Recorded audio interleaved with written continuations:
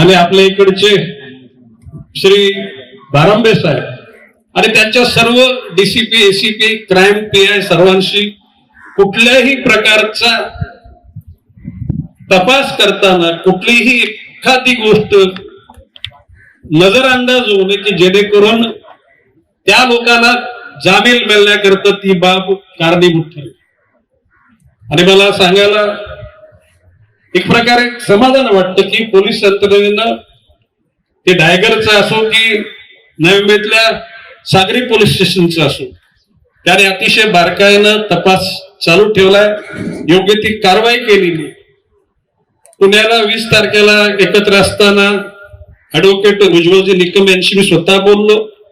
त्यांनी सांगितलं की माननीय गृहमंत्र्यांच्या माध्यमातून डीजीना त्या ठिकाणी सांगितलं तर त्या ठिकाणी माझी नेमणूक होईल आणि मी स्वतः अतिशय सद्भावनेतून या प्रकरणाकडे बघणार.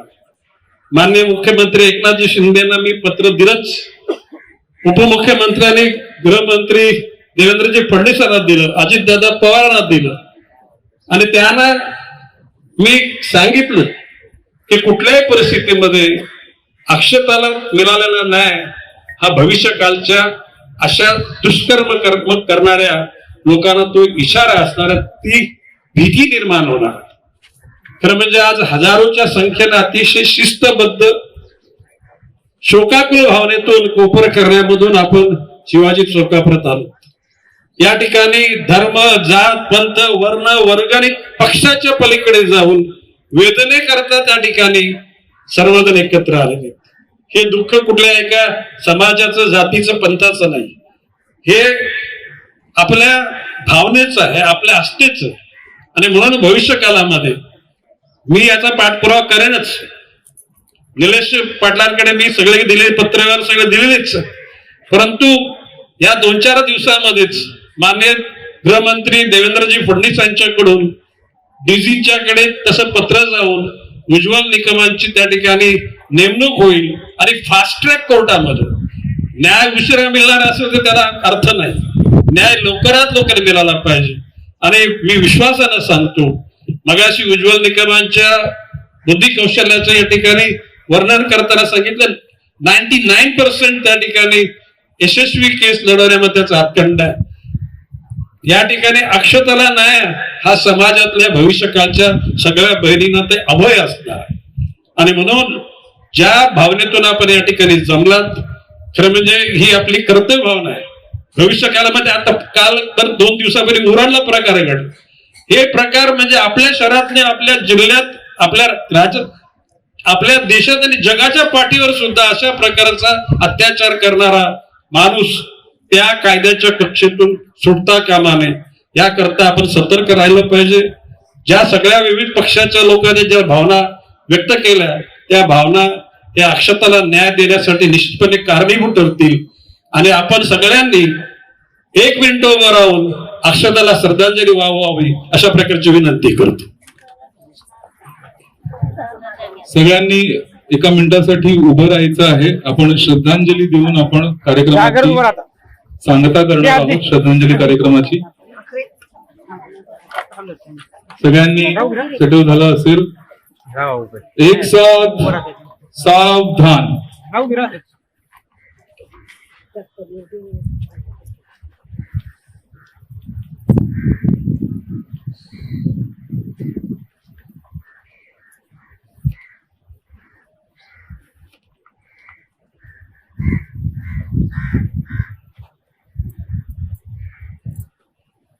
हरि ओम.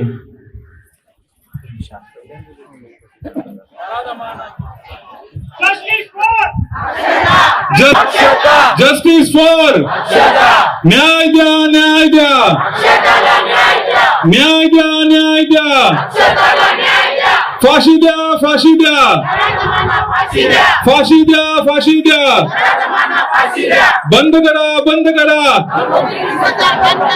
बंद करा, बंद करा, न्याय द्या, न्याय द्या.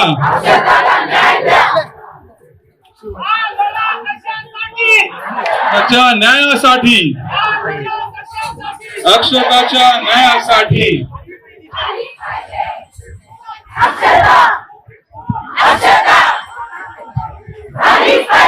सगळ्यांना विनंती आहे की आपला कार्यक्रमाची आता सांगता होत आहे. सांगता होताना कृपया कोणीही धक्काबुक्की होणार नाही याची कृपया काळजी घ्यायची आहे.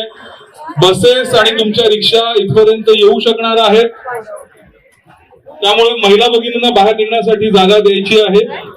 आम्ही आगसकर कुटुंबीय आणि संपूर्ण नवी मुंबई भूमिपुत्र आणि शहरी समाजाच्या वतीने आजचा आपला जो श्रद्धांजलीपर जो आपला कार्यक्रम आहे तो यशस्वीरित्या पूर्ण केला. 2 दिवसापूर्वी उरडला झाला. याच्या अगोदर तुम्ही बघितलं असेल आमच्या एका महिलेला वळलीला एका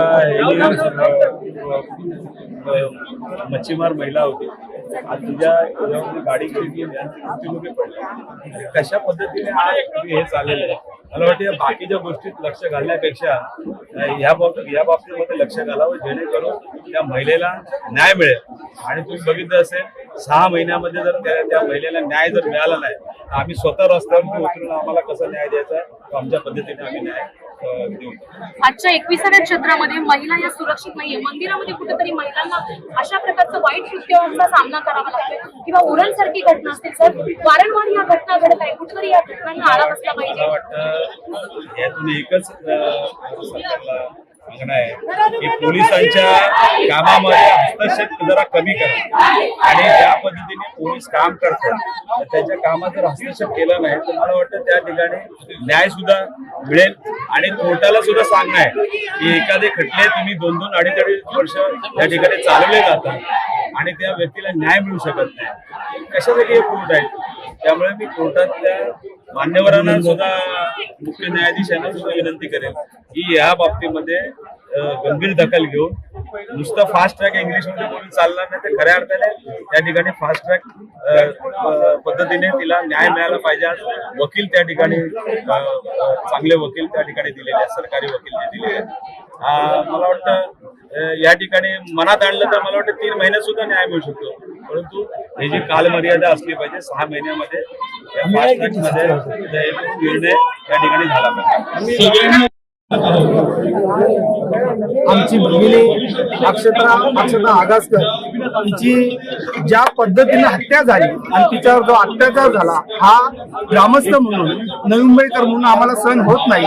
आणि म्हणून या ठिकाणी सर्व नवी मुंबईकर एकत्र झालेले असताना या ठिकाणी युवकांनी थर लावून प्रशासनाला जाग घ्यावी किंवा गृह विभागाला माहिती पडावं की या ठिकाणी दहीहंडीचा उत्सव साजरा करण्या अगोदर ही जी मनोरमा उभा केला त्याच्यामध्ये जे म्हणणं होतं, जे ग्रामस्थांचं म्हणणं आहे, आगसकर कुटुंबियांचं जे म्हणणं आहे ते म्हणणं या थर लावून शासनाला कळवण्याचा प्रयत्न आम्ही या ठिकाणी केलेला आहे. आणि मला पूर्ण विश्वास आहे आपल्या महाराष्ट्र सरकारवर आणि न्यायालयावर की ज्यांनी अक्षता ताईला ज्या प्रकारे त्यांची हत्या केली त्यांना फाशीची शिक्षा झाल्याशिवाय राहणार नाही. आणि म्हणून मला पूर्ण विश्वास आहे फाशीची शिक्षा व्हावी यासाठी आम्ही सर्व पुन्हा एकदा एकत्र यावं लागलं तरी आम्ही सर्व पुन्हा एकत्र येणार.